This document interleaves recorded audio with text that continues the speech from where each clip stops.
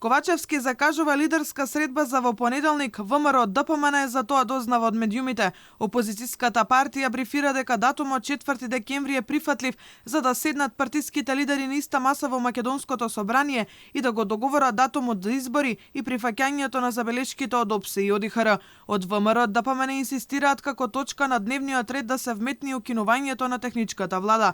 Од партијата на Мицкоски велат дека е неумесна одлуката на премиерот за вакви важни прашања да комуницира преку медиумите. Таквата комуникација преку медиуми за вака важни прашања е негов избор. Лидерска средба е секако прифатлива за во понеделник, на која очекуваме да се разговара конечно за прецизирање на датум за избори, прифаќање на забелешките на ОПСЕ ОДИХР, како и понудата за укинување на техничка влада, во замена за тоа да нема технички премиер од ДУИ. Воедно, бидејќи се одлучи за комуникација преку медиуми, замолуваме средбата да биде после 11 часот во понеделник, затоа што председателот на ВМРО ДПМН има часови со студенти на Машинскиот факултет, каде работи како редовен професор.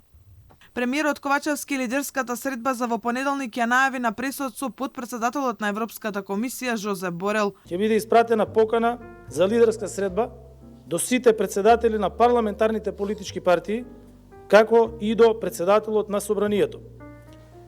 Средбата ќе биде закажана за понеделник и на истата ќе разговараме за евроинтеграцијата на Северна Македонија, ќе разговараме за одржувањето на редовните председателски и парламентарни избори, како и за измените на изборниот законник согласно препораките на ОПСЕ ОДИХР.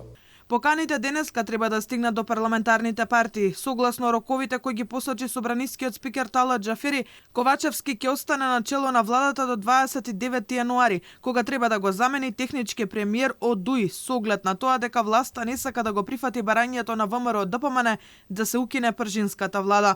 Сега веќе известно е дека парламентарните избори ќе се одржат на 8 мај заедно со вториот круг на председателските. Доколку на лидерската се потврди датумот, Џафери треба да ги распише изборите најрано на 8 февруари или најдоцна на 28 февруари, а собранието да се распушти на 9 март. Точните рокови за спроведување на изборните действија ги утврдува Државната изборна комисија, но јасно е дека ќе има поклопување на кампањите за избор на председател и избор на пратеници. Ако првиот круг на председателските избори биде на 24 април, тогаш кампањата најверојатно ќе почне на 4 април. Кампањата за парламентарните избори пак ќе почне на 18 април, но ќе мора да паузира за време на изборниот молк пред првиот круг на председателските избори.